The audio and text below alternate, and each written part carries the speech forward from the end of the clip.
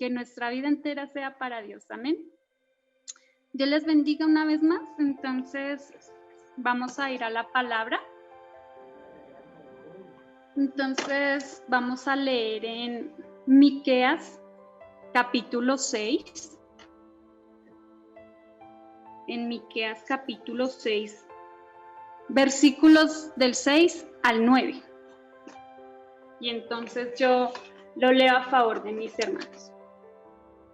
Dice: ¿con qué me presentaré ante Jehová y adoraré al Dios Altísimo? ¿Me presentaré ante él con holocaustos, con becerros de un año? ¿Se agradará Jehová de millares de carneros o de 10,000 arroyos de aceite? ¿Daré mi primogénito por mi rebelión, el fruto de mis entrañas por el pecado de mi alma? Oh hombre, él te ha declarado lo que es bueno. ¿Y qué pide Jehová de ti? Solamente hacer justicia y amar misericordia y humillarte ante tu Dios.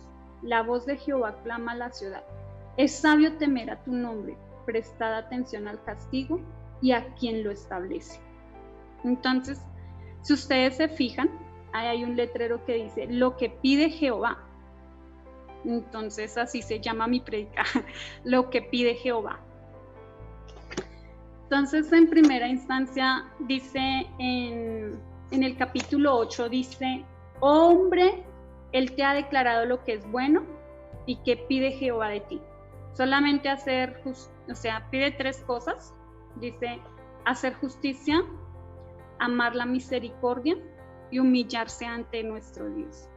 Solo 3 cosas. Entonces, en la primera parte dice hacer justicia, y hacer justicia significa equidad, integridad, rectitud. Entonces vamos a tomar integridad y rectitud. Si ustedes recuerdan, en Job, cuando Dios habla con Satanás, en Job 2:3, cuando Dios habla con Satanás y le dice, Jehová le dice a Satanás: ¿has considerado a mi siervo Job, que no hay otro como él en la tierra, perfecto y recto, temeroso de Dios y apartado del mal, y que todavía tiene su integridad? Aun cuando tú me incitaste contra él para que lo arruinara sin causa. Entonces Dios había hablado acerca que Job es recto, que Job era íntegro. Y ser íntegro no significa que usted y yo no fallemos. Ser íntegro o recto no significa que usted y yo no lastimemos el corazón de Dios. Porque si usted recuerda, Job había perdido toda su fortuna, había perdido todos sus hijos, pero hasta ahí Dios, el enemigo todavía no había tocado su salud, no había tocado su carne, ¿no? Pero entonces dice Job, Dios dio, Dios quitó, y dice, pues bueno, tranquilo, no pasa nada. No es que no haya dicho que no pase nada, ¿no? Le dolió en su corazón. Y en un principio él dijo eso, pero después, más adelante, si usted lee todo el capítulo, el libro de Job, más adelante, cuando ya el enemigo toca la vida de Job, toca ya el cuerpo de Job, y Job se enferma, entonces él va con Dios y le alega y discute con Dios y empieza a decirle: a ver, Dios, respóndeme qué fue lo que yo hice, dime qué fue lo que yo hice para que todo esto que me está pasando, para que todo lo malo que me está pasando, yo lo tenga que vivir. A ver, contéstame, ¿dónde estás, Dios? Entonces, en otro pasaje, más adelantico, Job, si usted recuerda, en el capítulo 16, Job se queja contra Dios. Y hay en el 11 dice: me ha entregado Dios al mentiroso, y en las manos de los impíos me hizo caer. Y bueno, como todos somos bien exagerados, ¿no? Me aplastó y tras del hecho caído a caerle. Cuando uno va y discute con Dios, ¿cierto? Pero entonces, ¿usted cree que Dios no sabía qué actitud iba a tener Job más adelante? ¿Y usted cree que Dios solamente dijo: que Job era íntegro porque él dijo Dios quitó, Dios puso y pues que se haga la voluntad de Dios en mi vida. No, Dios sabía qué actitud más adelante iba a tener Job. Dios sabía que Job iba a ir a pelear con él más adelante.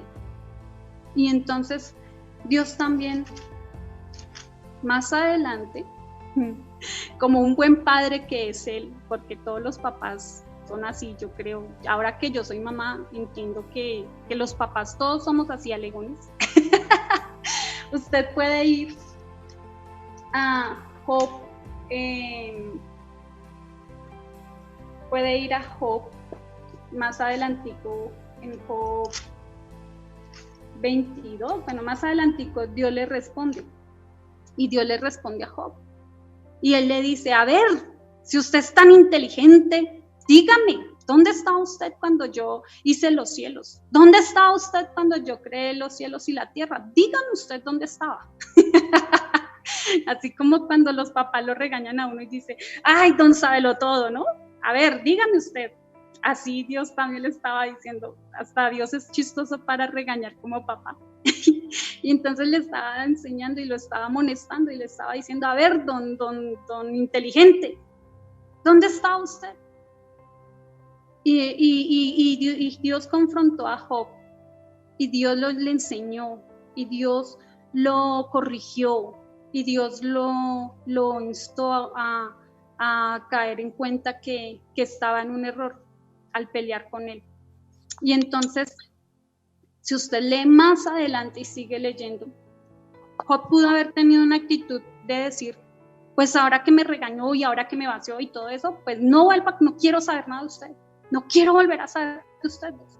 Pero esa no fue la actitud de Job. La actitud de Job fue, conozco que todo lo puede el Señor. Y ahí más adelante sigue diciendo, de oídas te había oído, mas ahora mis ojos te ven. Entonces mire que Dios, Dios habló de Job que él era íntegro, y habló que él era íntegro porque Dios conocía cuál iba a ser la actitud de Job. Dios sabía que Job era enseñable, Dios sabía que que Job era recto, Dios sabía que Job iba a tener una buena actitud enseñable cuando lo corrigiera, porque Dios sabía que él iba a ser recto, que él iba a orar bien. El ser rectos nos lleva a abrir nuestros ojos a lo sobrenatural. El ser rectos nos lleva a tomar buenas decisiones con Dios. Mire que Job dice, de oídas te había oído, mas ahora mis ojos te ven. O sea, los ojos le fueron abiertos a Job para ver lo sobrenatural de Dios en su vida. Entonces, por la rectitud de su corazón, porque fue íntegro para escuchar, para dejarse corregir por Dios, para dejarse guiar por Dios. Quitó ¿cómo se dice? Quitó su orgullo y dejó que Dios obrara a través de su integridad y su rectitud. Entonces Dios no solamente dijo que Job era recto porque había dicho Jehová quitó que se haga la voluntad, no, de hecho que Job era recto y íntegro de corazón porque sabía que al final de todo los ojos de Job iban a ser abiertos por la rectitud y la integridad de su corazón. Entonces usted y yo también tenemos que ser íntegros y rectos delante de Dios, dejarnos corregir por el Señor, reconocer que necesitamos de su presencia para que nos vayamos a lo sobrenatural con Dios. En segunda instancia dice, amar la misericordia. Eso es lo segundo que pide Dios, amar la misericordia. Yo recuerdo el pasaje en el que Pedro Jesús está con todos sus discípulos. No sé si usted lo recuerda, allá en Lucas 22. Jesús está con todos sus discípulos y entonces está Pedro y le dice Jesús, acuérdate, Pedro, tú me vas a negar 3 veces. Y Pedro pues así con todo pecho, así, jamás, Señor, jamás yo voy a hacer eso, ¿cómo se te ocurre? Si es posible, hasta la muerte iré contigo. Así somos nosotros, ¿no? Hasta la muerte, bueno. Y pues no fue ni siquiera a la esquina con Dios, porque acuérdese que cuando Jesús fue arrestado, cuando Jesús fue a la cruz y todo eso, Pedro le seguía de lejos. Entonces no fue ni siquiera a la esquina, lo siguió de lejos. Entonces, y bueno, aparte Dios, Jesús le dice, tranquilo Pedro, yo estoy orando por ti para que no te falte la fe. Pero en ese momento Pedro no lo entendió. Y más adelante, si usted recuerda, ya cuando Jesús resucita, va y busca a Jesús a Pedro y a otros discípulos que estaban con él. Y Jesús le hace un pescado delicioso y le hace un pancito y todo lindo, nuestro Dios. Y le da ese pescadito y todo eso y lo sienta a solas con él. Y le dice, Pedro, ¿me amas? Entonces él le dice, y ahí compartiendo su pescadito, uy hermano, yo después de que me negó y ni siquiera fue capaz de estar conmigo, yo no sé, yo le hubiera echado primero picante al pescado y luego se lo doy.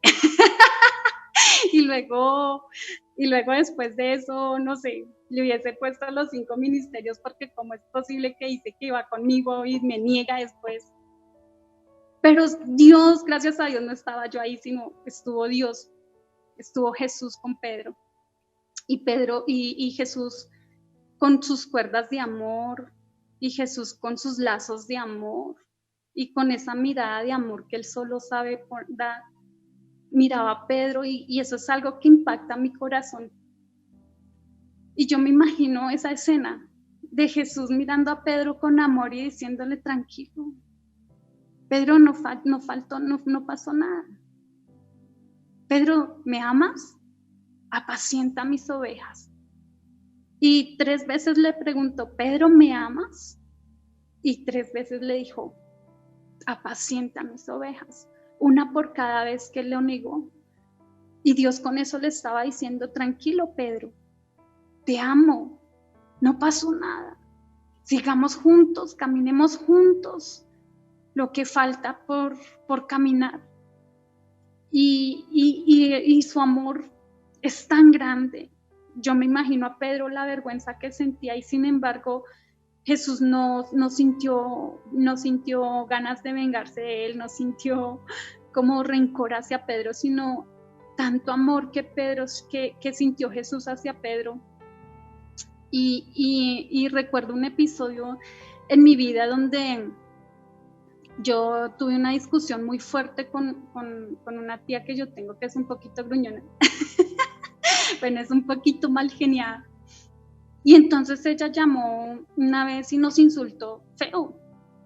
Entonces yo le dije, pero no nos trates mal, no tienes por qué insultarnos. Entonces ella, bueno, me dijo muchas groserías, me humilló, me dijo tantas cosas. Y entonces yo en un momento también tomé como la actitud de Job, ¿no? De como eso de, pero ¿por qué, Señor? ¿Y por qué? ¿Por qué permites todo eso? Y fui pelear y todo eso. Y Jesús dejó que yo peleara, como dejó a Job. Y entonces, ya, cuando solté todo eso, entonces yo dije, bueno, voy a leer la Biblia para ver que Dios me habla. Y saben, yo sentí como cuando Dios regañó a Job, como ese padre, cuando Dios lo regañó como ese padre, porque abrí al azar, eso no se debía hacer, pero abrí al azar la Biblia y decía, porque si no perdonas, entonces nuestro Padre tampoco los perdonará. Entonces esa palabra quietó mi corazón. Y recordé cómo Dios, en muchas ocasiones cuando yo le he fallado, en muchas ocasiones cuando he negado el nombre de Dios, en muchas ocasiones cuando he lastimado el corazón de Dios, Recordé cómo Dios me ha traído con sus cuerdas de amor otra vez a sus brazos. Recordé cómo Dios me ha restituido. Recordé cómo Dios una vez más me daba muchas oportunidades. Y el Señor me decía, ve y pídele perdón a tu tía. Y yo decía, pero es que yo no tuve la culpa, ¿no? Y el Señor volvía y me decía, acuérdate que yo te he traído con lazos de amor. Acuérdate que yo también he tenido misericordia de ti. Y Dios en ese momento, cuando Pedro le falló, también tuvo misericordia de Pedro. Tuvo misericordia de ti, tuvo misericordia de mí, porque Él nos ama. Y Él tuvo misericordia para que tú y yo también la pudiésemos tener con los demás. No solo con el amigo, no solo con el que nos hace el bien, sino también con el que no nos hace bien. Tú y yo tenemos que ser misericordiosos con el que nos ama como con el que no nos ama. Tú y yo tenemos que ser misericordiosos con el que nos honra como con el que no nos honra. Y no es tan fácil honrar y tener misericordia con el que no nos ama. ¿Usted cree que cuando mi tía me dijo todas esas cosas, uy, hermano, yo quería orar, Dios, o te la llevas tú o te la mando yo? Pero no lo hice porque también soy cristiana y porque también amo al Señor. Pero dentro de mí yo decía, Dios, ¿por qué permites tantas cosas? Y sabes, Dios me enseñó que Él permitía esas cosas para que tú y yo aprendiéramos a tener misericordia por el que también falla, para que tú y yo aprendamos a tener misericordia por el que no nos ama, también por el que no tiene a Cristo y que no te ama, por el que te hace brujería, por el que te hace hechicería, por el que te insultó, por el que te pegó, por el que te hirió, por ese también tienes que tener misericordia. Porque tener misericordia por nuestros hermanos, por el que nos ama, por el que siempre ha estado ahí, usted sabe que es muy fácil, pero tener misericordia, amar la misericordia por el que no nos ama no es tan fácil, ¿cierto? Y cuando leí esa palabra y el Señor aquietó mi corazón y estaba reflexionando en ese momento en todo lo que Dios me ha dado, en todo cuanto Dios ha traído mi corazón hacia Él, pensé en mi tía y yo le escribí, le pedí perdón al Señor y también le escribí a mi tía y le pedí perdón. Y Él me enseñó a orar por ella con amor, a pedirle al Señor que mi tía también lo conozca, que mi tía también llegue a los pies del Señor.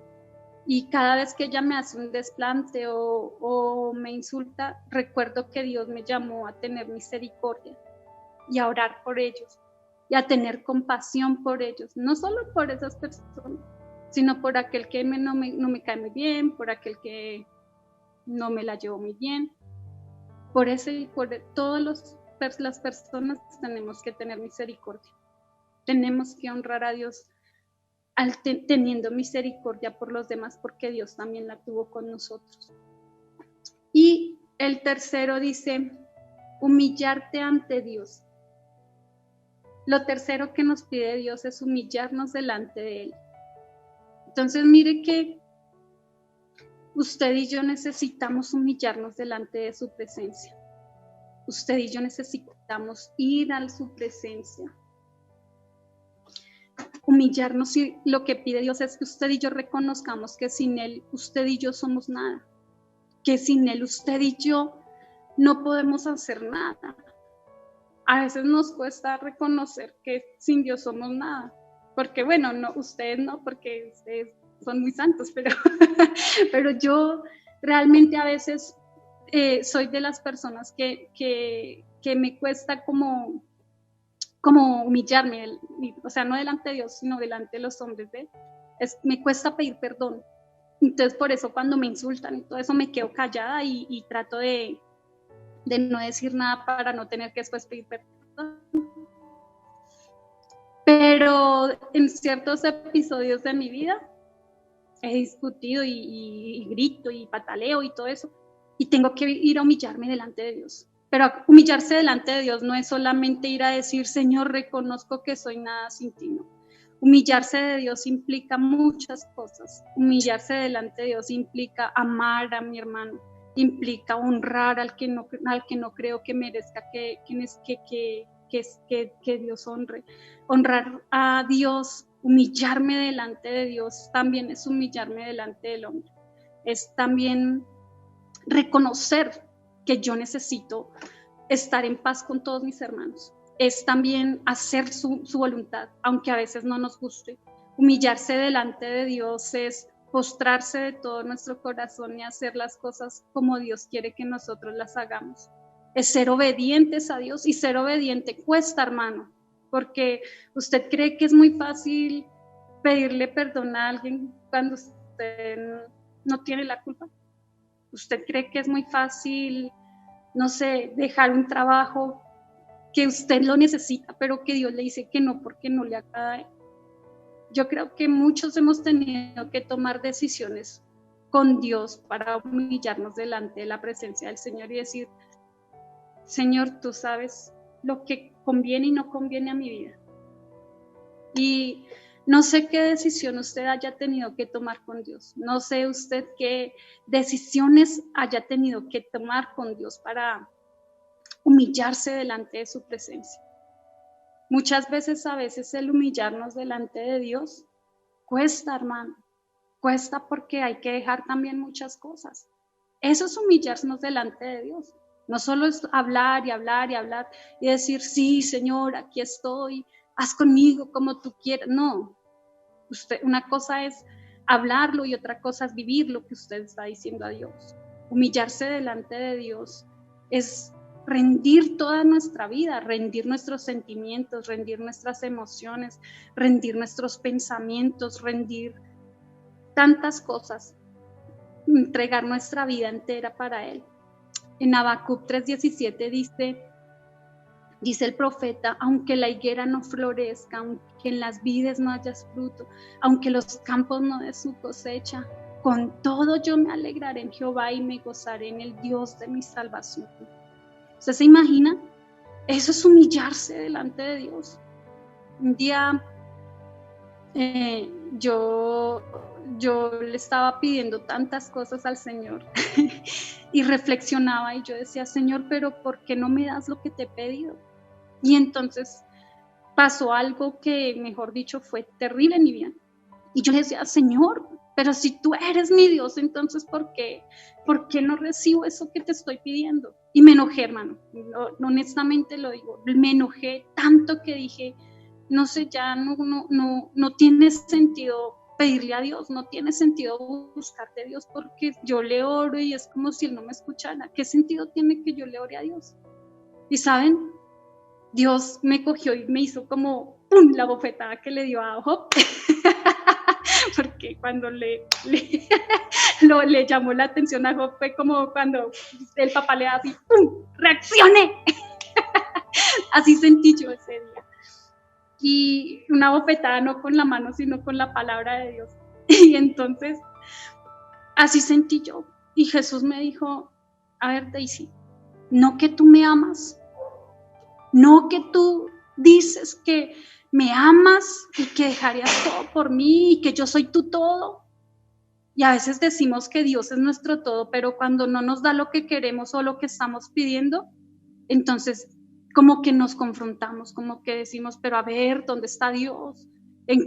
¿Dónde está Dios en esta circunstancia? Ahorita que muchos han muerto, muchos papás han fallecido, muchos familiares se han ido por el COVID-19. Y yo me imagino a esas personas peleando con Dios: pero si hemos orado, si te pedimos que la sanaras, si te pedimos, Señor, y confrontándose de pronto como bueno, sí es tu voluntad, pero ¿por qué no le diste otra oportunidad? Si mi mamá no era mala, si mi papá no hacía nada malo, ¿cierto? Yo creo que uno se confronta con esas cosas. Y así mismo le pasa a uno. Cuando uno le pide algo a Dios, uno dice: pero Dios, bueno, yo trato de hacerlo recto delante de ti, Señor, y a veces decimos como: bueno, pero yo soy tan bueno, yo soy tan bueno, Señor, ¿por qué no me das lo que te pido? Yo tan bueno y tú tan malo. Y no es así. Y entonces Dios me dio la bofetada con la palabra y me decía que debemos amarlo sobre todas las cosas, haya o no haya, veamos o no veamos, tengamos o no tengamos, aparezca el sol sobre nuestra vida o no aparezca sobre nuestra vida. Debemos seguirlo amando y honrando. Dios sabe en qué tiempo, Dios sabe en qué hora hace las cosas, pero usted y yo siempre debemos humillarnos delante de la presencia de Dios. Así usted parta sin plata, si usted parta en esta vida sin haber logrado sus objetivos, pues eso no es lo que Dios quiere para nosotros, ¿no? Porque Dios dice que Él tiene pensamientos de bien y no de mal. Pero, ¿y si Dios no lo hace? ¿Y si Dios no te da lo que tú quieres? ¿Lo vas a dejar de amar? ¿Vas a dejar de humillarte delante de la presencia del Señor? Si Dios no te da lo que tú estás esperando, entonces te vas a ir y vas a olvidarte de Dios. Bueno, eso es imposible. Yo, la verdad, con toda la confianza del mundo porque lo he vivido, es imposible olvidarse de Dios. Y cuando tú no quieres orar es cuando más hablas con Dios. Y la verdad, una vez que Dios te atrapa, hermano, no se puede regresar. Esto es como la mafia. Una vez que entras, no te puedes salir. Y Dios es tan especial con nosotros que Él deja que usted y yo hagamos pataletas y rabietas y lloremos y pataleemos. Y después cuando se aquieta su corazón, obra como padre y dice, tranquilo, yo estoy contigo. Tranquilo, yo te amo. Tranquilo, yo soy soberano. Yo soy Dios. Acuérdense en cuando Job peleaba y él, en muchos capítulos él estaba peleando. Y saben, lo que más nos cuesta a nosotros los hombres es reconocer que nos equivocamos delante de él, así sea del hombre o de Dios. Es difícil, porque uno no quiere tener siempre la razón, ¿cierto? Bueno, usted no, yo siempre quiero tener la razón. Pero Dios me ha enseñado que yo no tengo la razón, que tengo que humillarme delante de su presencia. Y Dios ha trabajado tanto en mí, en mi vida, que me ha enseñado a humillarme, aun cuando tengo y no tengo, aun cuando me humillan y no me humillan, aun cuando soy amada y cuando no lo soy por los hombres. Y he aprendido a doblegar mi corazón delante de Él. Y aunque pelee y aunque haga pataletas, Dios conoce mi corazón. Y Él sabe que tú y yo lo amamos. Dios conoce tu vida. Y aunque hagas muchas cosas que a Dios no le agradan, que a Dios le lastiman, Dios nos sigue amando. Dios nos sigue llamando con sus cuerdas de amor. Dios nos sigue atrayendo con sus cuerdas de amor, hermano. Y nos llama a humillarnos delante de su presencia, a postrarnos. Y nos lleva a reconocer que somos nada para exaltarnos luego, porque la Biblia dice que al que se humilla, Dios lo exalta. Entonces, miren que a veces cuando somos líderes decimos, ay no, yo no haría eso, como Pedro, ¿no? Ay, por Dios, yo no, jamás negaría a Dios. Tú sabes, Dios, que no. Sí lo negamos. A veces tenemos un orgullo tan alto que no nos deja reconocer que fallamos, que lastimamos también el corazón de Dios y que no sabemos humillarnos. Yo tengo 36 años de conocer a Dios en mi vida, toda mi vida, porque mi abuelita desde pequeña me llevaba a la iglesia. Y hasta hace poco estoy entendiendo lo que es humillarse delante de la presencia del Señor. Es reconocer que sin Él somos nada, hermanos. Es reconocer que usted, mire, no importa si usted tiene que ir a pedir perdón, vaya, pida perdón. ¿Qué importa que usted se tenga que humillar delante del hombre? Humíllese para que usted pueda estar cerquita de Dios, pegadito a nuestro Dios, para que usted pueda ser amigo de Dios. Porque acuérdese que si usted no perdona, pues Dios tampoco lo va a perdonar, hermano. Y Él, si no nos perdona, pues quiere decir que usted y yo vamos a estar lejos de Dios. Entonces, no pelee, no pelee con Dios, no discuta por las decisiones de Dios. Más bien humillémonos, postrémonos, dejemos que Dios sobre nuestras vidas, que Él nos enseñe. Eso es humillarse delante de Dios, ser personas enseñables, dejarnos guiar por el Señor, postrarnos, rendirnos, decirle: Dios, yo no sé nada, tú lo sabes todo. Me postro y, Señor, tú sabes todo. En la iglesia estamos con un grupo pequeño de jóvenes y empezamos a trabajar con ellos el año pasado y estábamos contentos porque al principio todos asistían, eso era la locura y todos contentos porque ganamos almas para Cristo. Y después de un momento a otro, cuando empezó lo de la pandemia, desaparecieron porque no los volvíamos a ver conectados. Y claro, nos sentíamos tristes, nos sentíamos como, bueno, ¿y qué pasó con lo que sembramos? Y ¿saben? Yo un día le dije al Señor: ¿por qué pasa esto, Señor? ¿Por qué si tu palabra dice que si nosotros sembramos la palabra no vuelve vacía? ¿Y sabes qué me decía el Señor? Es que tú no convences a nadie, tú no cambias a nadie. Soy yo el que cambio, soy yo el que transformo, soy yo el que hago las cosas, no tú. Y fue como, a ver, Daisy, reacciona. Y tuve que decirle: sí, Señor. Cuando tú quieras, tú lo harás. Cuando tú quieras tocar y confrontarlos y que ellos tengan un encuentro personal contigo, tú lo harás. Lo único que yo tengo que hacer es seguir orando y pidiéndole a Dios por ellos y ya no más, porque yo no hago nada, lo haces tú. Y a veces nos cuesta entender esas cosas. ¿Sí ven todo lo que implica humillarse delante de la presencia de Dios? Entonces a veces decimos: no, pero es que yo soy un fracaso, yo no sirvo para nada. Y entonces, o sea, lo que usted hace, ¿lo está haciendo usted? ¿O es porque Dios se lo permitió hacer? ¿O realmente Dios es soberano sobre su vida? ¿O Dios sí es Dios sobre su vida? Entonces, eso es lo que quiero confrontarlo. Usted no cambia a nadie. Y Dios llama al que quiere cuando Él quiere y hace como Él quiere. Usted y yo solo debemos abrir nuestra boca, predicar su palabra, mostrar su amor a través de nuestras vidas, reflejar su misericordia a través de nuestras vidas. Y Dios es el que hace la obra en los demás. Y eso hace parte de humillarnos. Cuando no tenemos un empleo, cuando usted y yo, pero Dios, ¿por qué no abres una puerta? No entiendo tanta necesidad en mi casa. Y entonces Dios también está ahí. Dios también es soberano. Dios sabe que tú no tienes un empleo. Y a veces Dios te quiere enseñar a depender de Él y a entender que tú no dependes de un empleo, que tú no dependes de un sueldo que te puedan dar, que dependes literalmente de Dios, que Él es nuestro proveedor, porque a veces pensamos que somos nosotros los que proveemos a nuestra casa. Mentira, es Dios a través de nuestro empleo. Entonces, tengas o no tengas un empleo, Dios es el que te sostiene, Dios es el que te va a sostener. Si ven todo lo que implica humillarse delante de la presencia de Dios y reconocer esas cosas en medio de nuestra angustia y en medio de nuestro desierto, no es fácil.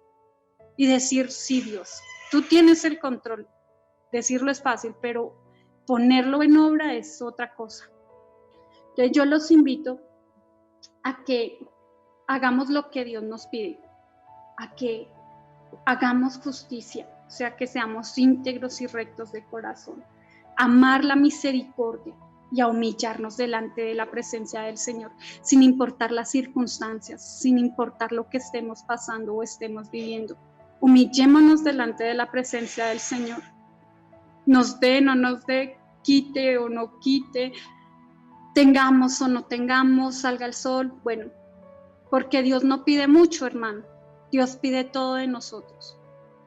Entonces, esta era la pequeña palabra que tenía para compartirles y espero que haya sido de gran bendición para ustedes.